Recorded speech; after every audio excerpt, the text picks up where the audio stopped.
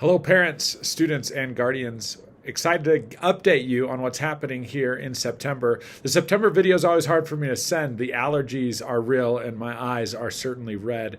But what a great start to the school year it has been. I'm so proud of students for coming, for working hard, for their respect and responsibility and readiness, our 3 R's here at Treasure that they're displaying every day. We believe in them and they're believing in themselves. And it's been a great start to the school year. So what is coming up? Let's start at the end of the month.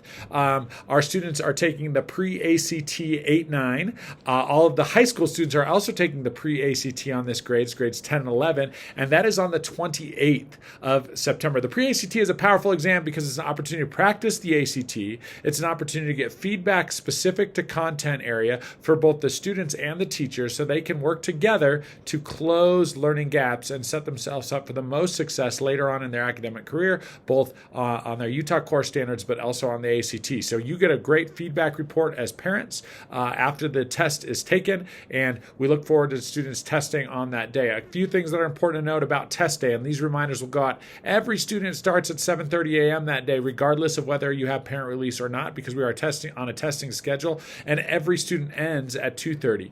We ask that students bring a water bottle, that they bring a couple number 2 pencils, and a calculator, so they are set up for the most success on this practice exam.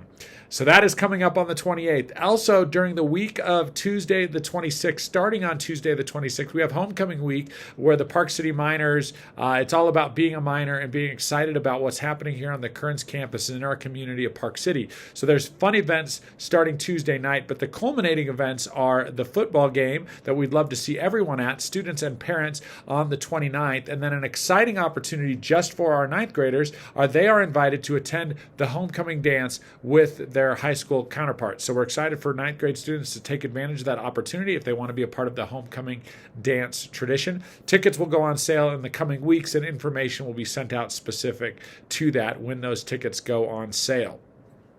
Coming a little bit closer today, we have a fun event with the Park City Ed Foundation, and it's how to help your student be successful in 6 through 12. There's a panel of speakers. I'm included on that panel, and we want to invite any parent or guardian that would like to be a part of that, hear a little bit about the challenges and potential solutions that parents can work through with their children, grades 6 through 12. It's a repeat of an event that happened in the spring and had a great turnout and great feedback. That is at New Park Resort from 5 to 7 p.m. on the 13th. One caveat: it is free, all are welcome, but we do ask that you register. The Ed Foundation does want to make sure they have an accurate account. So I've included a link to registration and a little bit more information about that event in the body of the email.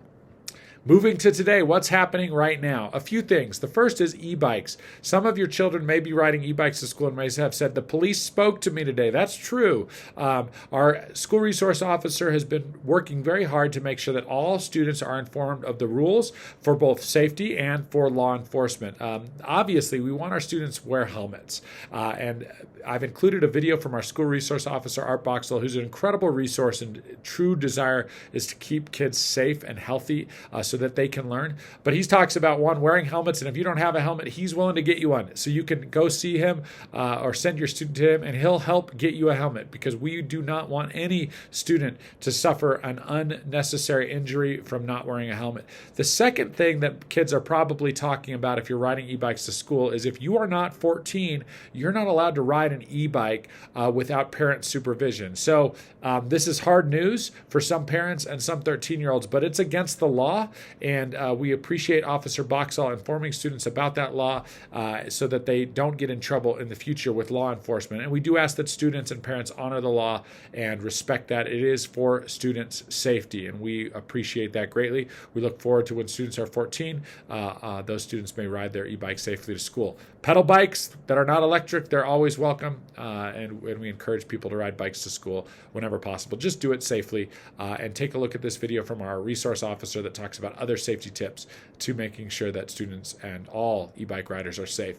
The final thing I want to touch on before I wrap up this slightly longer video note is technology. Technology is something that is a great resource to our students, but we also see a lot of negative use around technology. And even though we have not seen a lot of negative use yet, I use that term yet because we typically do see negative things happen on technology. It happens on social media in terms of communication. Some of our hardest things are based on social media communication. communication, Snapchat especially, and student cell phone use. So I encourage parents and guardians to monitor their students' technology use. And I also need to be very transparent about our computers. Sometimes parents have done a great job saying, hey, we're going to monitor use or restrict use at night, etc., with cell phones, which keep kids up late and allow kids to be on social media sites. The challenge is they might give their student their computer and say, oh, there's no way they can do anything with their school computers. That's not entirely accurate. Our school computers have incredible filters and great systems. I'm very pleased with how hard our tech department works to provide the safest computer use possible, but they're not perfect. There are times in which our filter has not filtered something that it's supposed to filter due to the fact that these companies are working very hard to try to get things through. There are ways that kids have learned to work around filters. There are times where things just haven't worked. So just because they're on their school computer doesn't mean that it's impossible for them to access something inappropriate. So we just want awareness about school computers. That's all for now. Almost 6 minutes. I'll try to keep it shorter next time. It's been a great start to the school year. Do not hesitate to reach out with any questions, comments, or concerns.